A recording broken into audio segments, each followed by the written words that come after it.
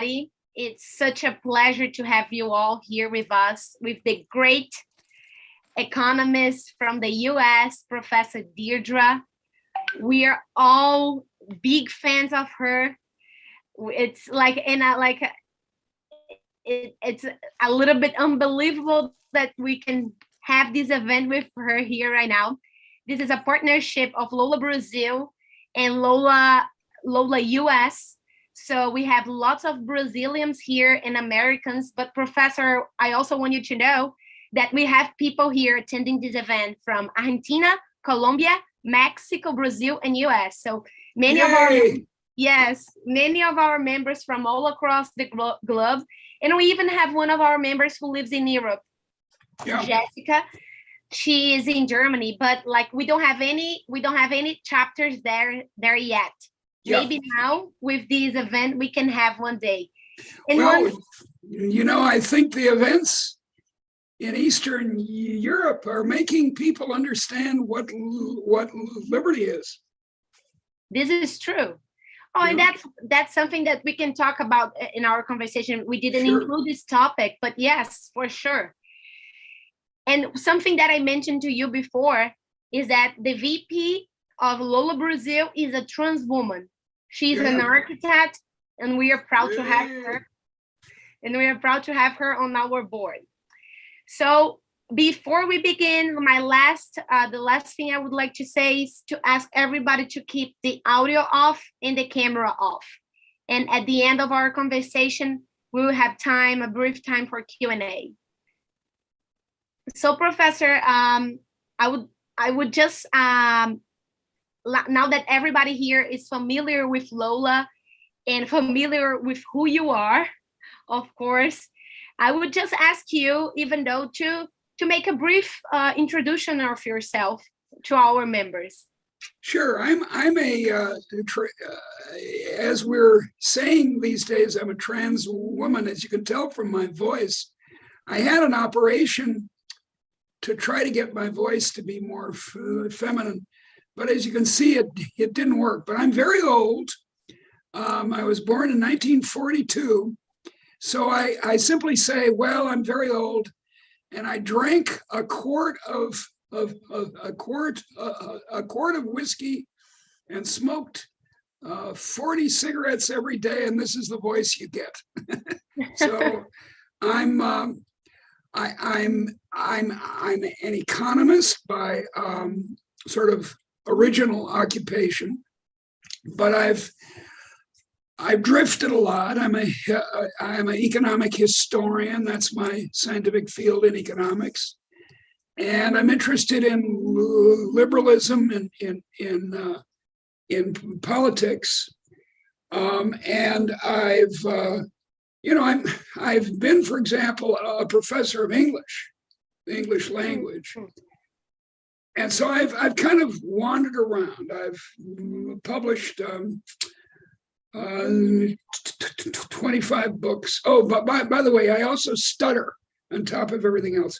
2% of the born males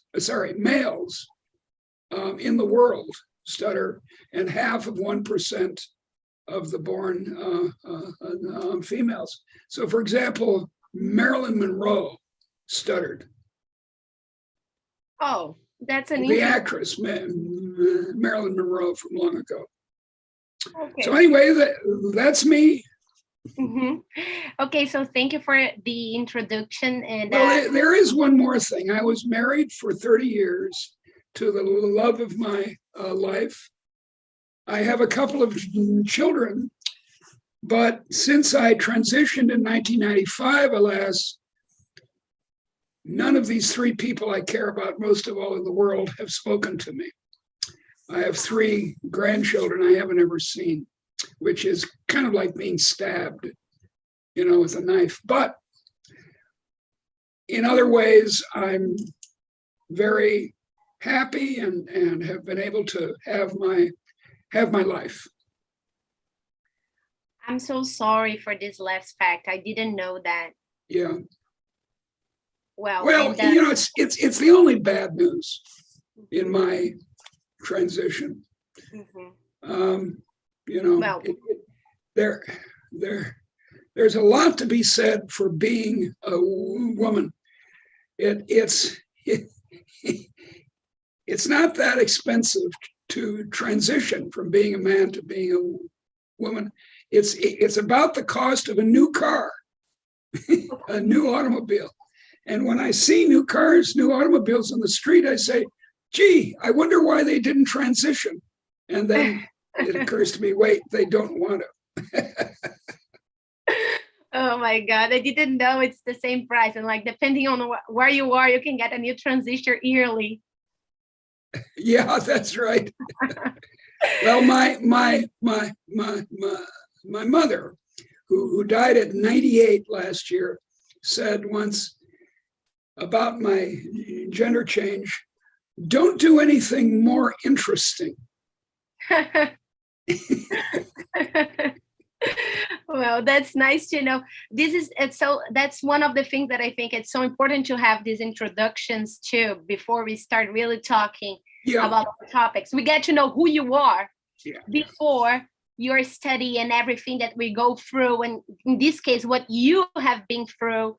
So thank you very much, and to share with us, to feel comfortable, to share with us what you just shared. I very much appreciate that.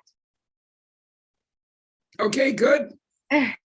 And so, Professor Deirdre, after you said that, as we all know, we are a women's organization focused on women's issues and women's problems.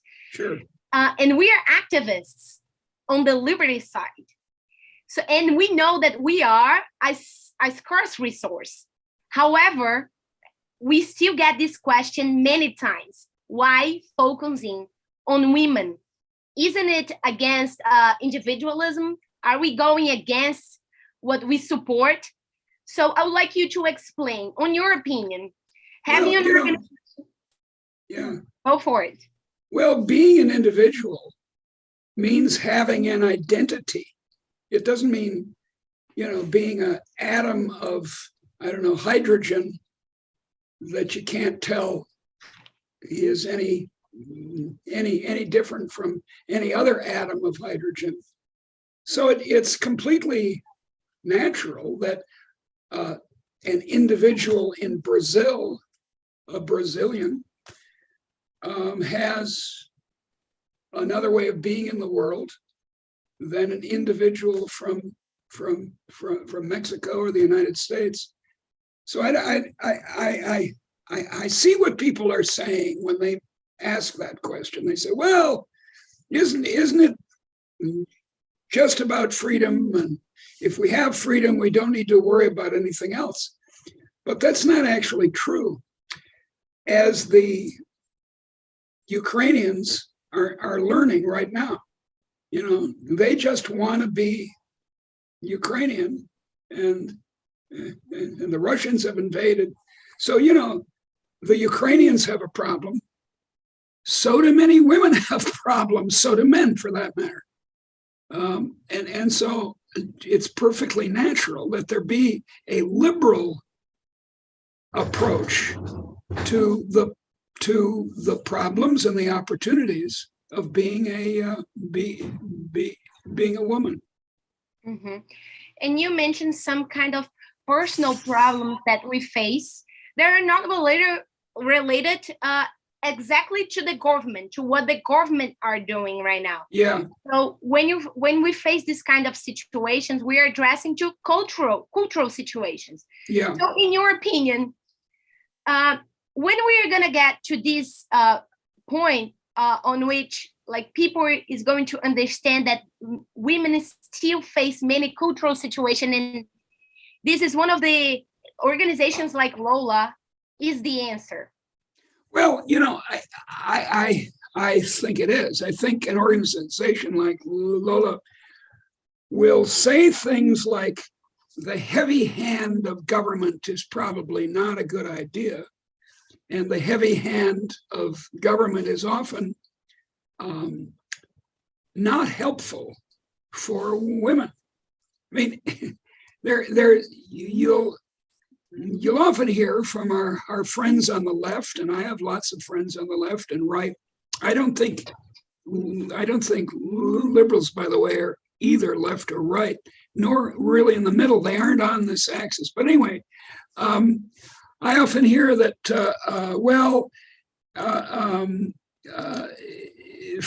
from the left, well, the government will help women.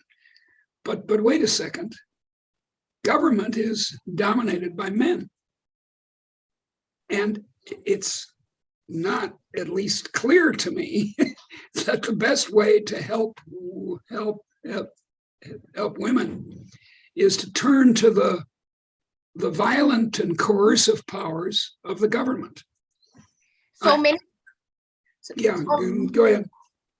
Many times on this regard, when they say, so the government's made by men, the solution that many times is brought is, let's make quotas for women in the government or in the parties. What do you think? Yeah, well, I'm made a little nervous by it. I mean, in France, for example, half of the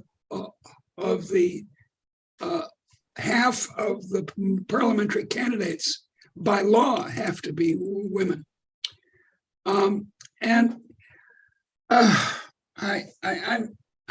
I'm conflicted on this. I mean, I want more women in politics and in business and in positions of authority in general. But I'm wary of using the government to do it. I don't know. I as you see, I haven't got any simple answer to that question of quotas. I mean, what we found, I'm very struck when I go to Brazil, how few African origin Brazilians are lawyers or in politics or in business. And it's the same problem in a way. Mm-hmm. Maybe this is one of the challenges that we face, not only in Brazil, but if we get this movement, the libertarian movement and the liberty movement, it's pretty much made by white males. It doesn't matter where we are talking. It doesn't matter the country that we are talking about. In Brazil, I don't consider that we are whites in the original sense, but we are light skinned. If we get the white Brazilians, they're light skinned. They're not dark skinned. Yeah. And they are the ones that are making the movement. So this is absolutely, and made by men too. So this is one of the things that we're trying to change with LOLA and other organizations, and even within LOLA or other liberty-minded organizations in Brazil, we're trying to bring more, I would say, African Brazilians or native Brazilians. Please do. And so going through it, Professor, during the pandemic, we saw many liberty-oriented people supporting a diverse set of authoritarian measures. Yeah. Never before seen in a peaceful moment of history, unless in liberal democratic countries. Yeah. So as an economist, what are your views on all of the lockdown restrictions followed by the vaccine mandates? Well, they were incompetently done, most of them. The Swedish solution was probably the best, which was a very light hand of regulation. Something like the worst was the Australian plan, where they locked down and isolated the country. And then, remarkably, Australia is a rich country, forgot to buy any vaccines, which, is pretty much typical of assigning politicians to make these kinds of these kinds of decisions.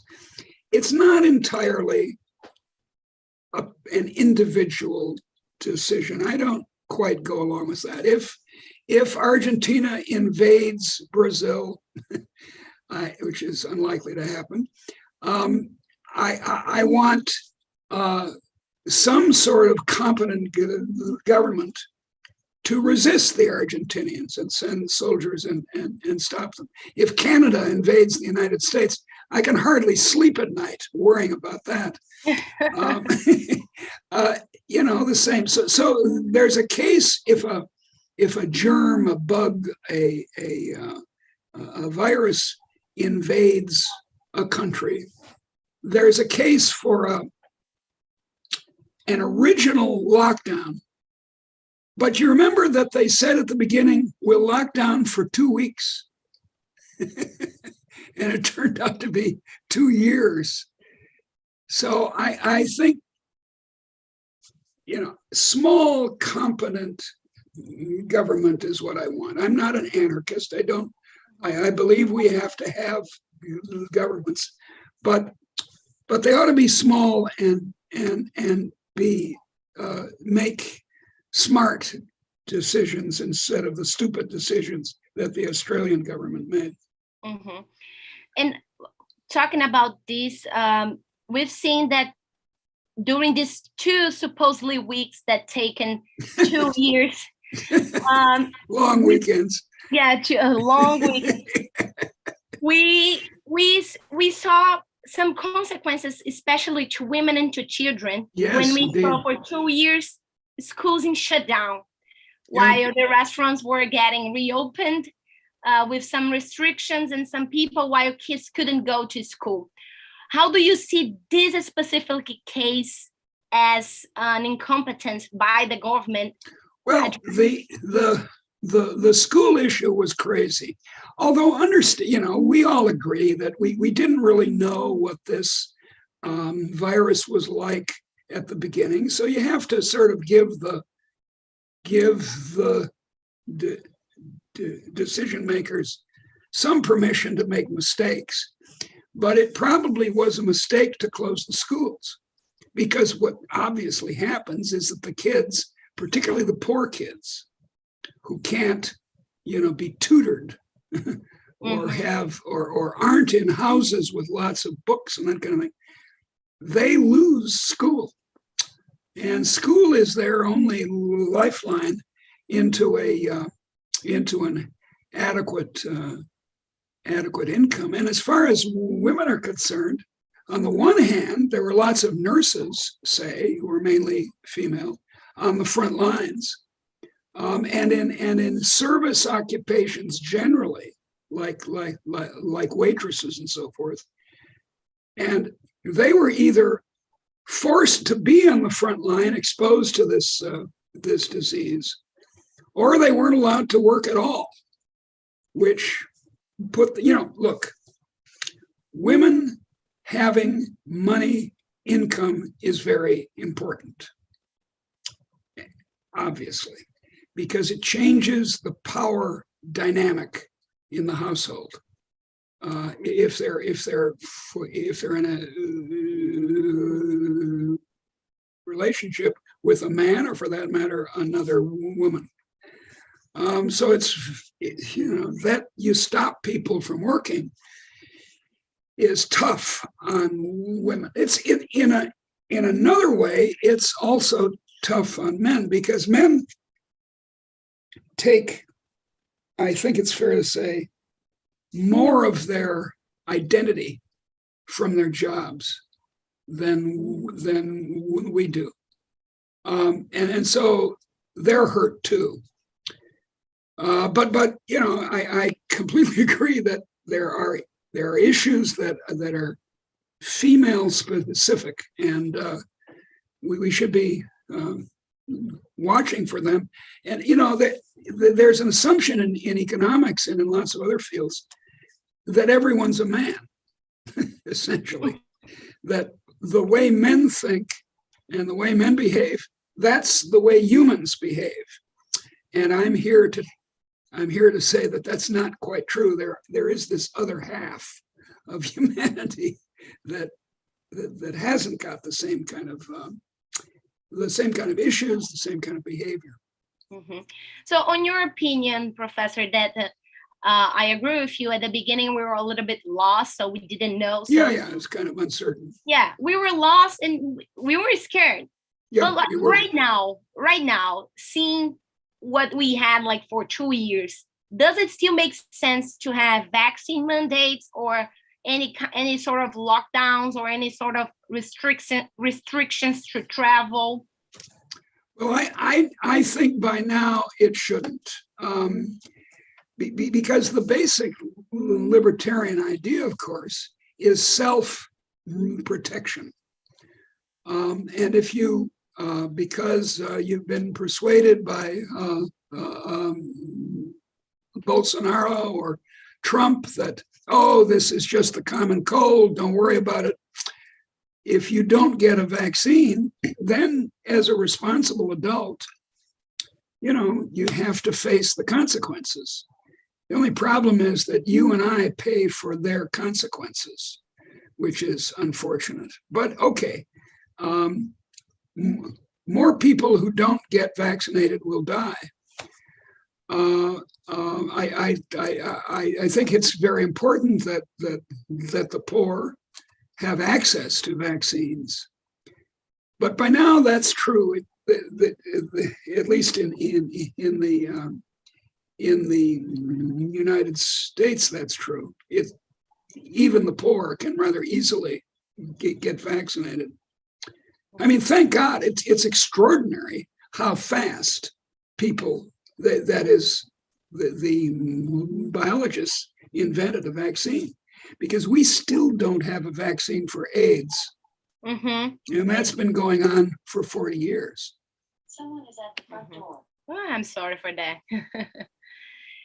That's true. I agree. It was something impressive what happened last year 2 years ago, actually, because the vaccine was developed at the end of 2020, right? Yeah, very fast. And actually they're continuing to develop more vaccines and, thank God, treatments as well. Mm-hmm. So yeah. I'm very impressed with that. Yeah, this is great. And I agree with you that but as long as we are vaccinated, if the problem, I think about the vaccine is when we don't have access to the vaccine, but when we have access to the vaccine, and we know that a few percentage of the population is not going to get it. Yeah. Like now in the US, we are in almost 80% of the population full vaccinated. So, But changing the topic now to something more related to Lola and to you, Professor. A great controversy that we are facing right now in our society is regarding neutral restrooms, especially in schools. What? Neutral restrooms, bathrooms in restrooms in the schools. Yeah, the bathrooms for who? Restrooms for girls and boys in school. Yeah. Neutral. Toilets for both of the genders. Yeah. This is that's a big controversy in the US and in some countries, especially in Europe too. So how can we address this topic? You mean about trans kids? Is that what you're talking about? Oh yeah. Trans kids using the same restrooms, and also don't having a gender design for restrooms. Like this restroom can be used by boys and girls. It doesn't matter. It turns out this is a very strange fact. In Thailand, of all places, there are a very large number of trans kids. It's very surprising how high the numbers are. And there, what they do in the high schools is they have three bathrooms. But I think this bathroom issue is kind of silly, to tell you the truth. In your house or in your apartment, I take it, you don't have a men's room and a women's room. Is that right? In Sweden, it's quite common to find the bathroom with stalls, right? And men and women go into the same bathroom, and then they go into the stall and they close the door. Big deal. It's not, the beginning of World War III. It's not the policies of economic growth. Those are big and important things that Lola, in fact, may have something to say about. But I don't think this bathroom issue, TERFs, so-called trans-exclusionary radical feminists, TERFs, raise this issue a lot. And it, say, oh, there needs to be a women's place and so on and so forth. But look, trans women are not going into the bathroom to look up the skirts of other women. I'm telling you, I go to the bathroom to pee. It's not a big deal. So I want to kind of, I don't know, I can't get excited about that issue.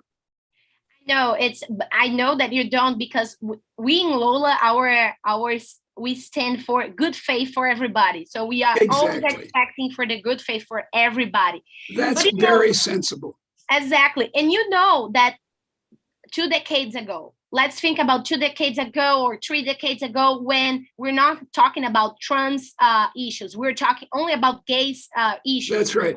So people used to have the same kind of question, and they were asking, oh, gay couples are gonna adopt children. Yeah. So what are you gonna do? Oh, this is terrible. My God, they'll actually take care of an orphan child who has no mother and father. How terrible is that?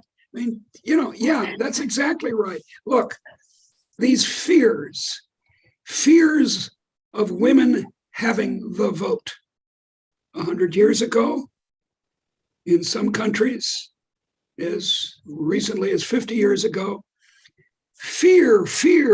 Women, oh, that's terrible. Women having the vote. What a terrible idea. Then blacks in Britain from the Caribbean often.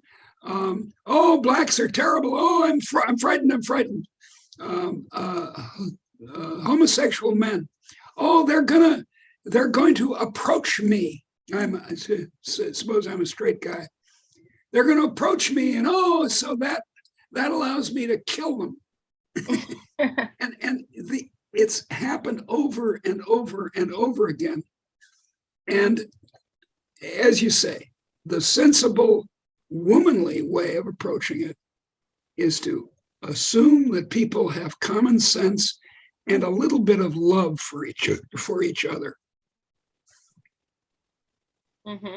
Yes, and that's why this is the kind of question that we prefer you to answer instead of being anybody else here, because we know that this kind of fear is, I don't want to say normal, but it happens. Yeah, it happens. People talk about it.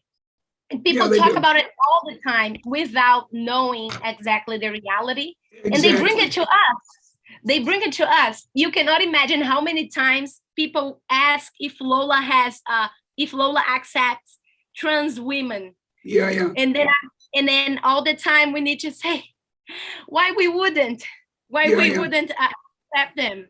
Yeah. So this is something that we answer all the time. But then on this topic too, Professor, I have another question, which is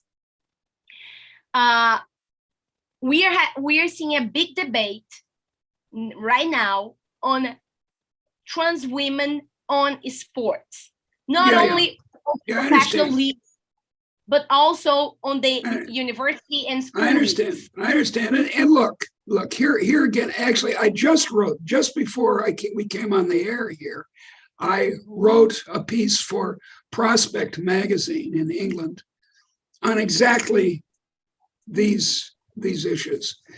And there I said what I think is kind of obvious, that if someone has transitioned at age 25 or something and has big male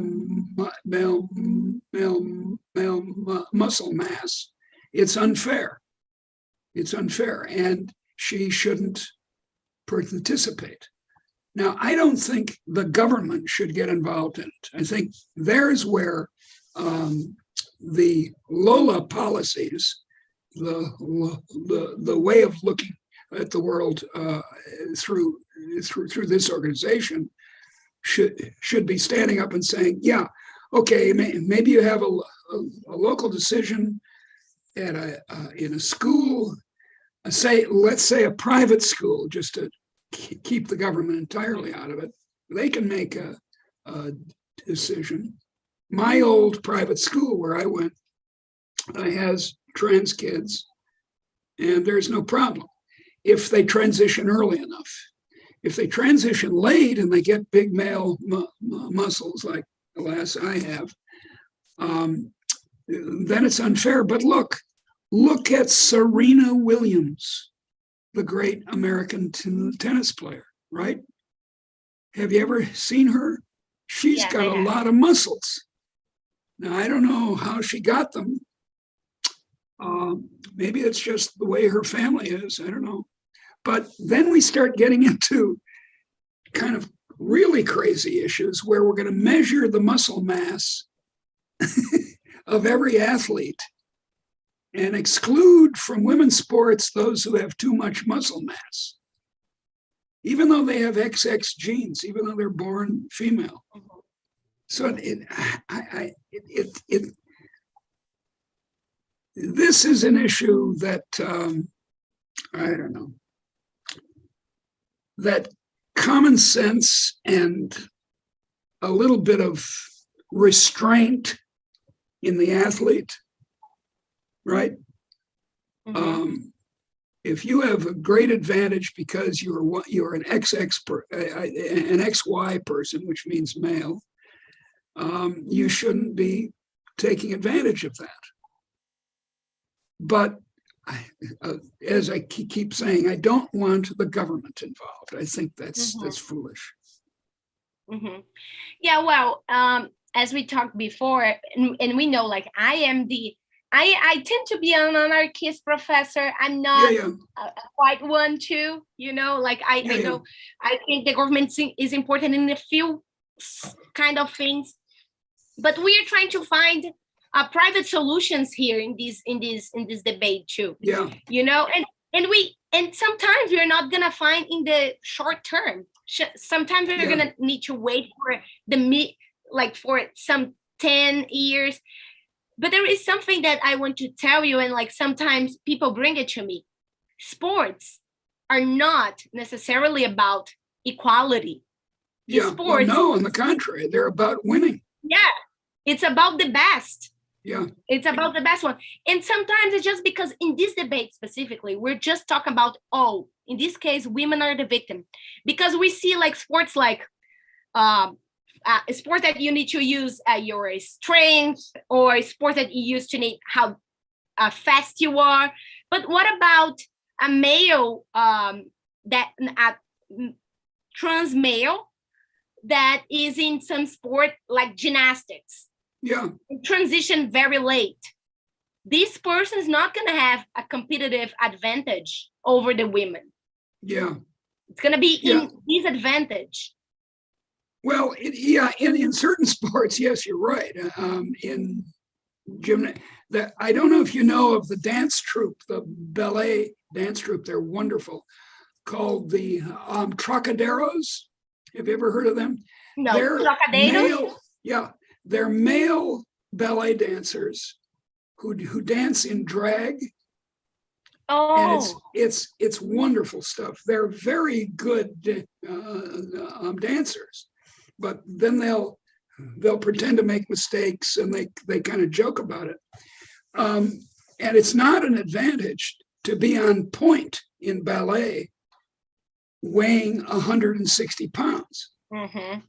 If you weigh 115 pounds, then you can go on point in your ballet shoes. but there are very few born men who are 115 pounds. They're mainly much heavier, in which case your feet are ruined. So anyway, look, sometimes it's an advantage to have XX genes in, say, sports, gymnastics, as you said, or in skating, in figure skating or ballet. But then it's in others, like in, I don't know, in American football, it's an advantage to be big and have a lot of muscles. And that's another issue, by the way. In the old days, in the Soviet Union and in East Germany, especially, East Germany was notorious for this. The East Germans would give their female athletes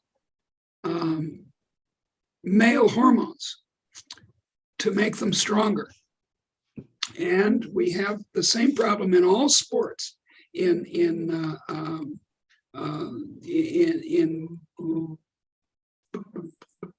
bicycle riding and so forth. Artificial, chemicals to improve your performance are unfair.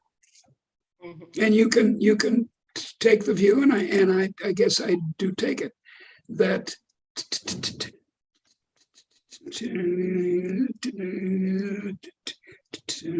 testosterone, which gives you big muscles, is an unfair advantage in some sports.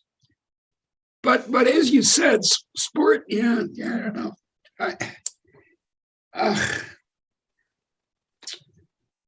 Again, I'm sorry not to have an easy answer to this.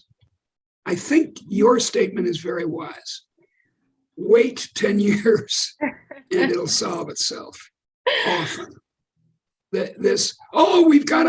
We have this problem right now. It's the problem of journalism. I love a free press and I want the journalists to do this, but there is a tendency to focus on this week's issue, this week's problem.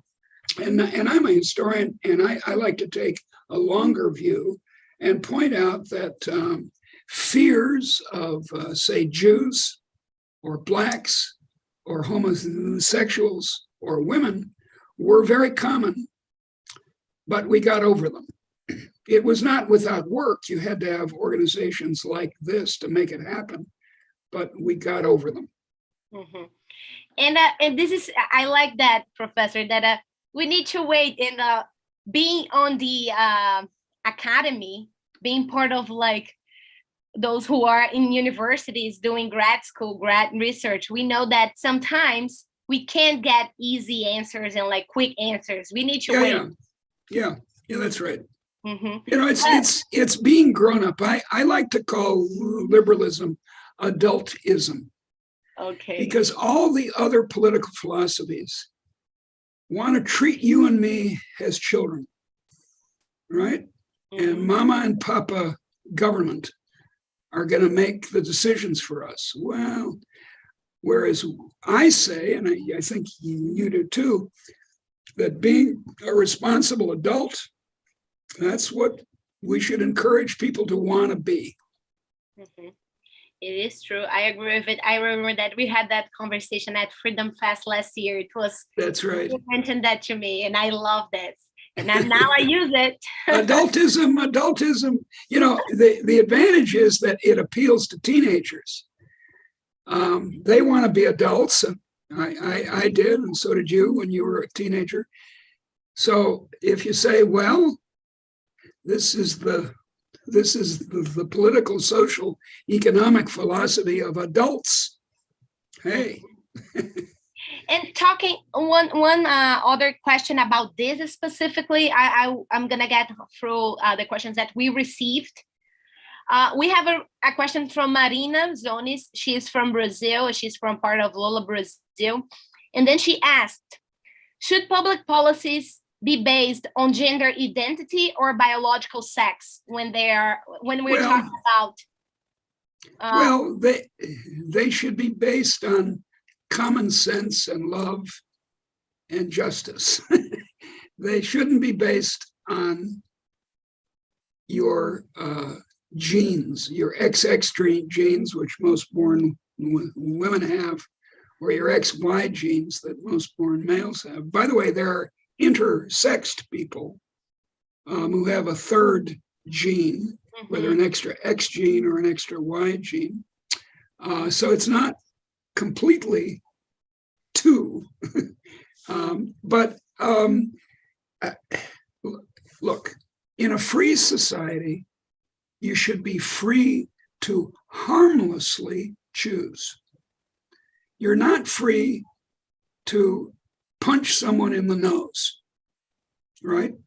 You're not free, when it's a very dangerous situation, to blow COVID-19 up someone else's nose. You aren't free to steal from people. Okay. But you're free to do things that don't harm other people. And me being a woman, to the extent that I can, socially speaking, doesn't harm other people. Now, of course, here's a deep philosophical problem. Suppose someone is disgusted by me, she or he will say, pretending to be a woman. Is that a hurt? And so we have to draw a line where it's, so to speak, a real hurt, like punching someone in the nose. In fact, I draw the line at physical damage. That I'm, how can I say, very annoyed at Brazilians who vote for Bolsonaro or Americans who vote for Trump is not an excuse for me to put them in jail, right? Correct.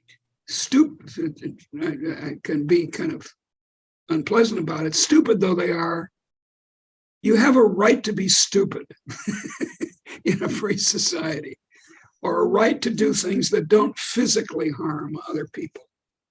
So that's my answer.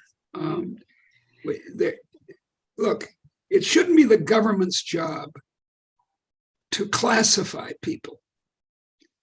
We don't have castes like Indian castes in a free society. Let's keep the state out of it. Well, great question. And especially because, as you said, this is also biological to have an intersex. Yeah, well, and indeed, it's also biological to be transgender. We think, we're not quite sure where this comes from, but it's a lot more common than people once thought. It seems to be about 1 in every 400 births, maybe even 300. So it's that common. It's not as common as, say, homosexuality or certain other apparently genetic conditions. For example, to take the case I gave at the beginning, stuttering is genetic. It apparently is very deep in the human genome, because all cultures have the same percentage of born males who stutter, about 2%, and the same percentage of born females who stutter, about 0.5%. So let's see, where was I going with that? So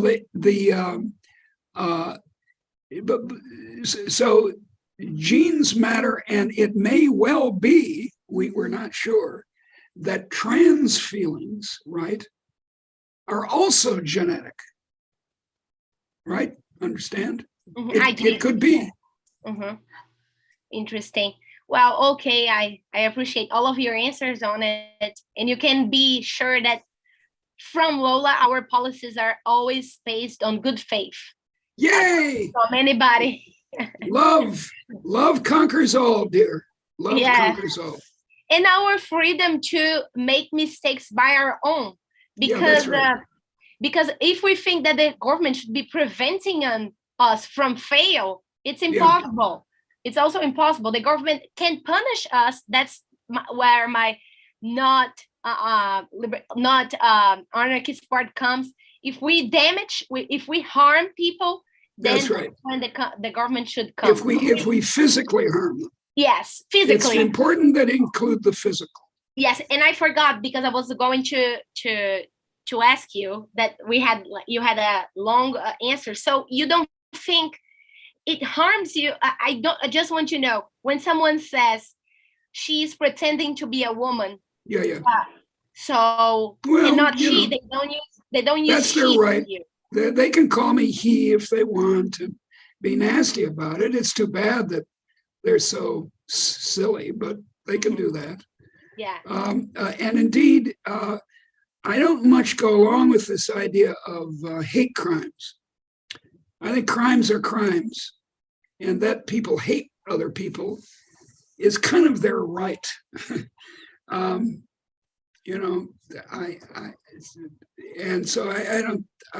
very dubious about the hate crime policy. As you can see, I think you and I agree, it's very dangerous to bring the government into anything. Would it be a good idea to have a government ministry of rock music, which told you which bands you were allowed to listen to? And if you listened to the wrong bands, you went to prison. That would obviously be a very poor idea. Or a government ministry of friendship. I mean, after all, if you choose the wrong friend, you might get into terrible trouble. So the wise people in Washington or London or Brasilia will decide which friends you ought to have. Mm-hmm. Xi Jinping in China would like to do exactly that. Most of our life is what Hayek, the great economist, called a spontaneous order. There's some which is government rules, and there's some that's individual action. But mostly we swim, say, for example, in the Portuguese or the English or the Spanish language, which again is not government run.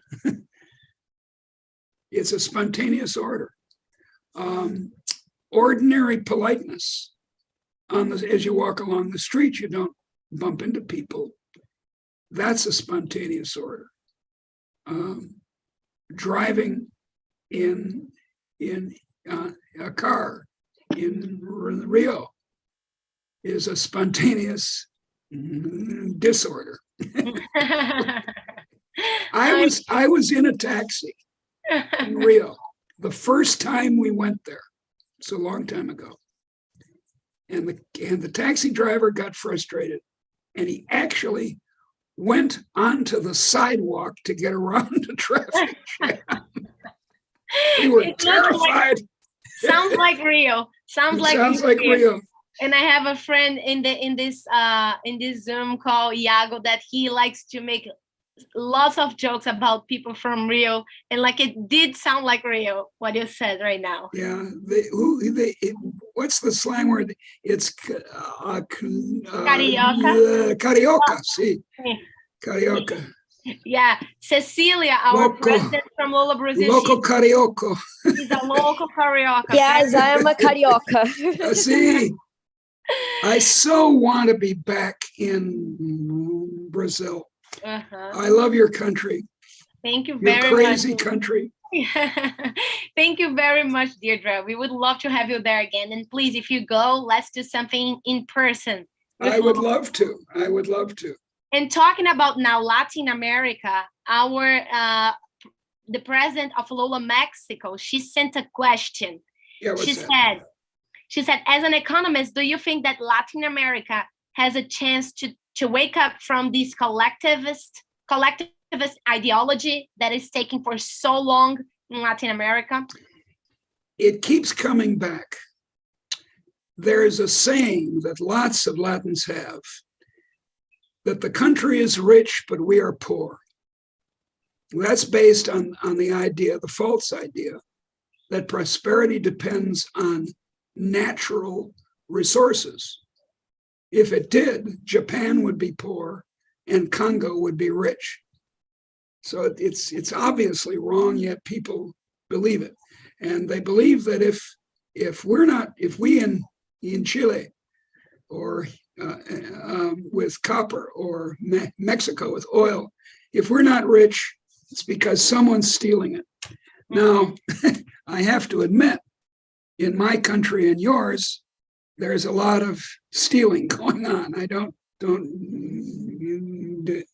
deny that. A lot of it works through the state, through the government. But here's the problem. Everyone comes from a socialist institution called the family, and should. You don't send your 6-year-old daughter out to work as in the cotton factory to pay for her lunch. You give her lunch. It's to each according to his need, from each according to her ability. That's the socialist mantra. And it's also a family. So people who are raised in families, and we all are, if we're not raised on a farm or a small business, or in an environment like some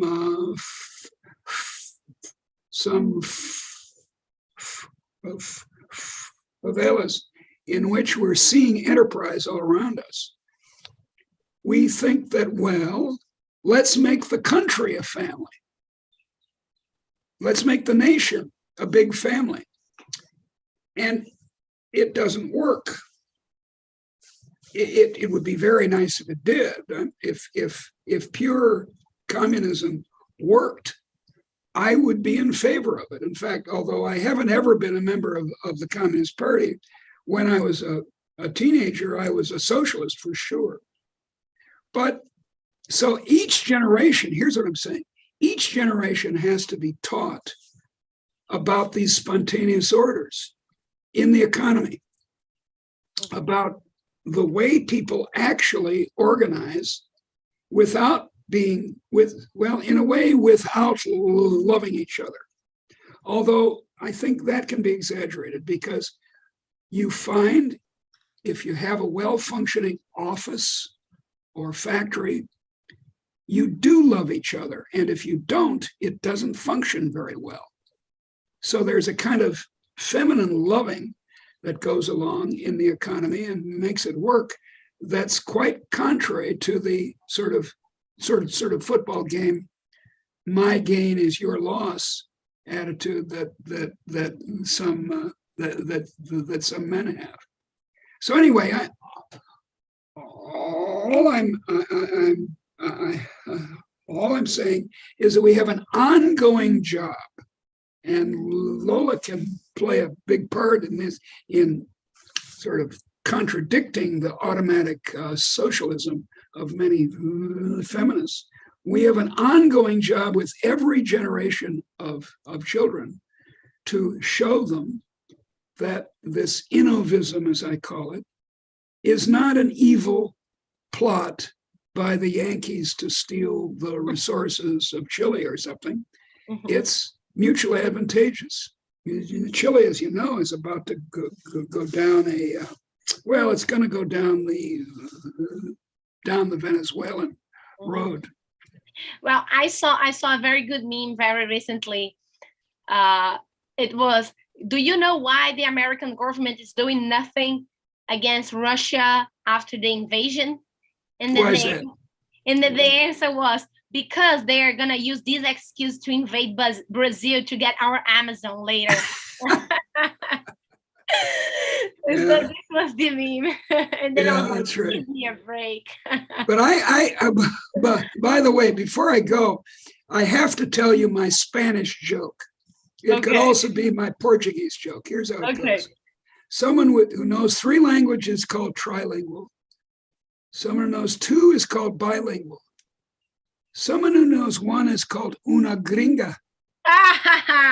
Una gringa. Oh my God, this one is great. So do you think we can have two more questions, Professor? Sure, ask away. Okay, so because Jessica is here, she's Brazilian, and she was one of the first one to send this question. She read your books, and then she asked, I know that you criticize the term capitalism for not being accurate. Can you give us a little taste about your thoughts on it? Why it's not accurate? Yeah. What's accurate is a word that I made up, innovism. The problem with the word capitalism is it says that what's special about the last couple of centuries is piling up capital. And everyone thinks this is true. The conservative economists think it's true. Our friends who are Marxists think it's true. Everyone thinks it's true. It's wrong. It's not true. Yes, capital accumulation, that is building buildings and going to university and making roads and so forth, those are all necessary. But they're only productive if there's an idea behind them, an innovative idea. They're not productive if it's just building for the sake of building. I mean, that's kind of obvious. Look, if you have an automobile, that's nice. You have an automobile. Then maybe you'll want to get a second automobile. Well, okay, that's okay. If you have you and your friend in your household can both. But now wait a second. Third automobile, fourth, fifth. Obviously, just piling up tools like machines or roads or automobiles, or for that matter, educations, doesn't make you rich unless there's a point to it, unless there's an idea behind it. Mm-hmm. So I say that what made us rich in the last 2 centuries was not piling, there are a whole bunch, there's an infinite number of necessary things. Sunlight is necessary, enough oxygen in the air is necessary, the existence of a labor force is necessary. But what makes us richer, what's made us unusually rich in the last 2 centuries, I mean, really unusually rich. The average Brazilian in 1800 earned about $2 a day in modern prices.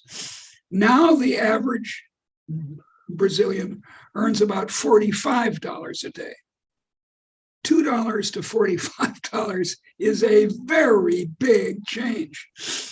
And it's a change that's made us, well, let's not go into the whole story, but it came from innovation, like the one we're having right now. Here we are. Well, I'm in Washington, D.C., you're in Brazil, and here we are talking to each other. Correct. And people here from all over the world, from other countries too. That's right, exactly. So I think, by the way, this mode, namely Zoom, is going to continue after the pandemic, because we're all getting very skilled at it, and it's very useful. Correct. And I'm happy that look at us. Yeah. We're doing an event with as we said, and it feels much more personal too, right? Yeah, that's right. That's right. So, by the way, the scene behind me is the Grand Canyon of the Colorado. Oh, okay. Great. Well, the scene behind me is just my wall. There you go. I would love to visit it one day. One day I will, for sure. I've been down it twice. I hiked down twice. 2 times. Oh, did you hike? Oh, okay, you hiked. It's a wonderful thing to do. Oh, well, I have not been to Colorado yet. I've been to 12 states. It's not Colorado. It's called the Colorado because it's the Colorado River. It's in northern Arizona. Oh, okay. Oh, got it. The Grand Canyon of the Colorado. Okay, so forgive my French. It was just my French. You know 3 languages. I know 1. Correct. Okay, so only the last question, like we had some of our questions that you already answered. One would be from Dalila, because you said how to advocate to be libertarians or liberal free-minded without using Bolsonaro or Trump, because they're pretending. But there is a last one from Tracy Nartatis. She's from the US, and she has a specific question about the US. She said, how can universal pre-K affect our national economy? I'm a preschool teacher, but I am hesitant to support it. Well, Tracy, let's start by saying the obvious. You're a saint. If you're a preschool teacher, you're a saint, because in the United States, unlike France, preschool teachers are not very well paid.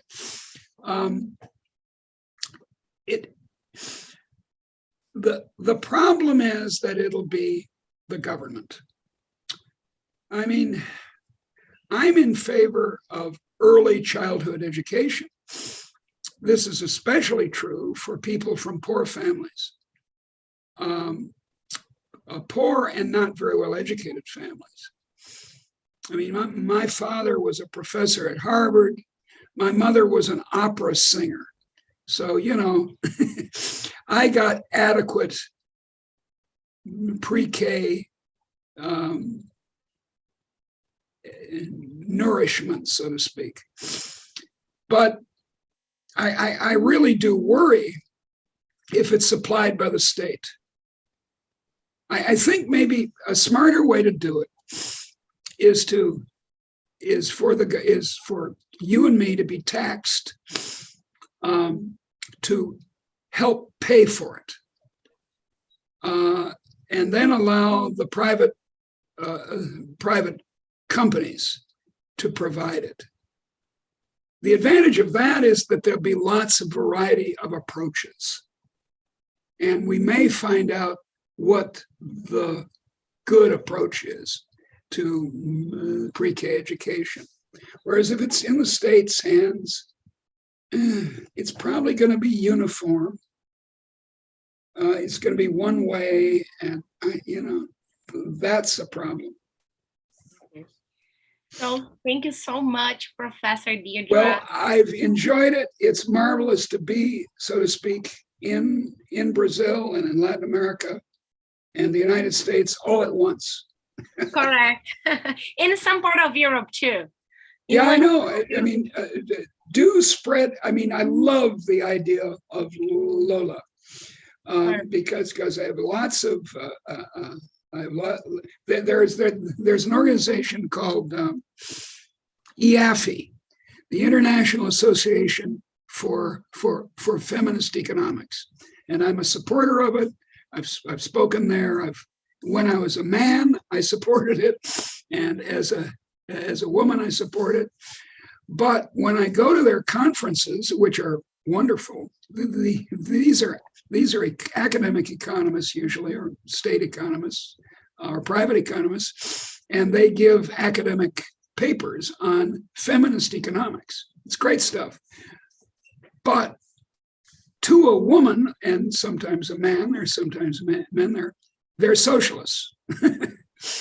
And at this meeting, which will have 300 people at it, 300 or 400 people, there'll be 4 liberals, and we get together and have coffee and complain. That's how you feel in college in Brazil. That's right. Okay, dear. It's been great. Thank you very much, Professor.